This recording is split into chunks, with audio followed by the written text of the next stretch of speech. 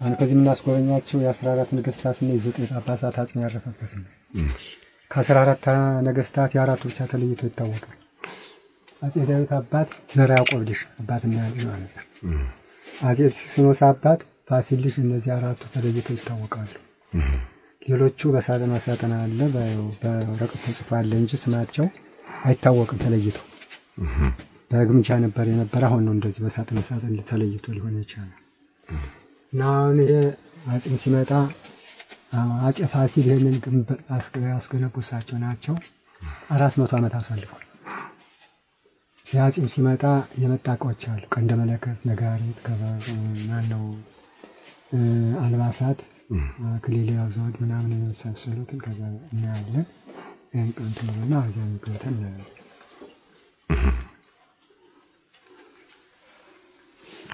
አጽማቸው ያረፈበት ሳጥን ነው። ይሄ ቦታው ምንድን ነው? ከኋላ ሲመጣ የአጽማቸው ነው። አጽም ነው። ይሄ አጼ ፋሲል ነው። የአባትየው ነው። ሲሲኒስ ካቶሊክ የነበረው ካቶሊክ ነበረ። ያው በንስሐ ተመልሰው ልጃቸው እንትን አላነገሱ፣ እሳቸው ንስሐ ገቡ። ሲያልፉ በዚህ ለዚህ ደረጃ ወቅተዋል።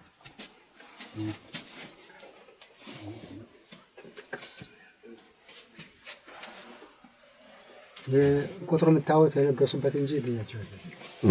የነገሱበት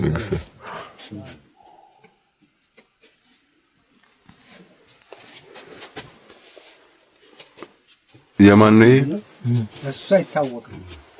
አይታወቅም። ስማቸው ተለይቶ አይታወቅም። ባና ቱሪዝም በእንትን እናወጣዋለን ብለው ነበር። በመሳሪያ ይለያል ብለው ነበር።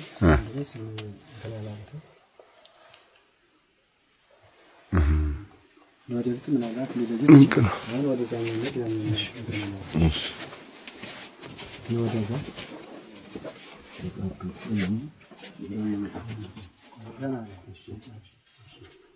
ወደዚህ በእጅ አይነካም።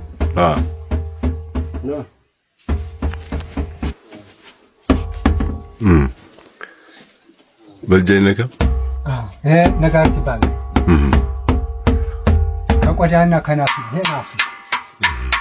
ይሄ ቀንደ መለከት የሚባለው ይሄ እንደ ጥንባ የሚገለገሉበት ነበር። በዚህና በዚህና አዋጅ የሚነገር ነው። ይቅርታ ነው። ይሄ መቅረዝ ይባላል። ዘይት በዚህ ይገባል፣ በዚህና በዚህ ይሄዳል። ለሊት ያበራል፣ ቀን ይጠፋል። ይሄ ሁሉ አምላክ የመጣበት የአስከሬን ሳጥን ነው። ከሸንበቆና ከጥርቅ የተሰራ ነው። ማን ከሸንበቆና ከቆዳ ምንድን ከሸንበቆና አምላክ ከቆዳ የተሰራ የኩና አምላክ።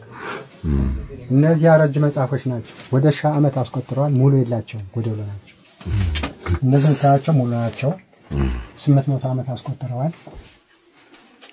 እነዚህ የአቡነ ሂሩት አምላክ በትረ መስቀሎች ናቸው።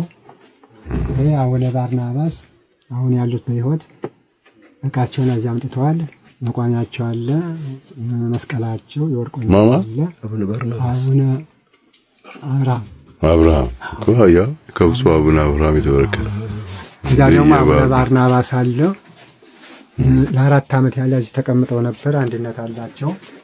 በሚያልፉ ጊዜ አጽመ ወደዚህ ይረፍ ብለው ነበር፣ አላመጣቸውም። የምን ሀገረ ስብከት ናቸው አቡነ ባርናባስ? የትኛው ያረፉት እኮ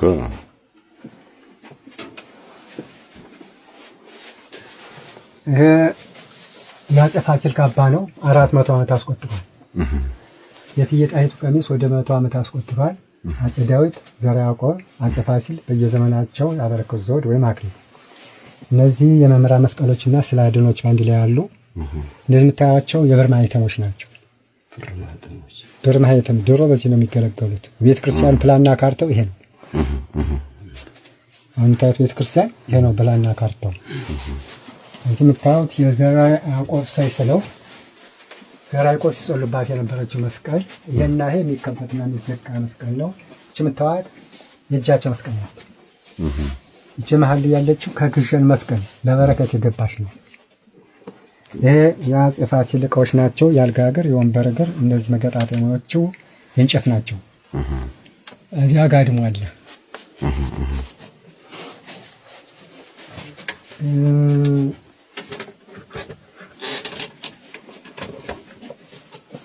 ይሄ ገድለ ሐዋርያት ይባላል። ይቺ ነገረ ማርያም ትባላለች። ይሄ 80 አሐዱ የሚባለው ይሄ ነው። ወደ 7 ኪሎ ይመዝናል። ብራን ነው። ብራን ነው። ስንት ኪሎ? 7 ኪሎ 7 እዚህ ጨረሱ። አውሻር የሚባለው ይሄ ነው። አውሻር የቀን መቁጠሪያ ማለት ነው። የዘመን መቁጠሪያ። እዚህ ደግሞ መጽሐፈ ሐዊ የሚባለው ትልቁ መጽሐፍ የሚባለው ይሄ ነው። መጽሐፈ ሐዊ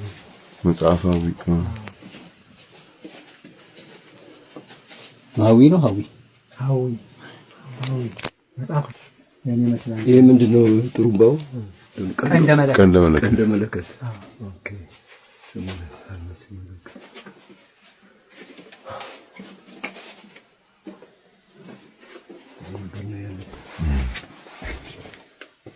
ጨርሰናል።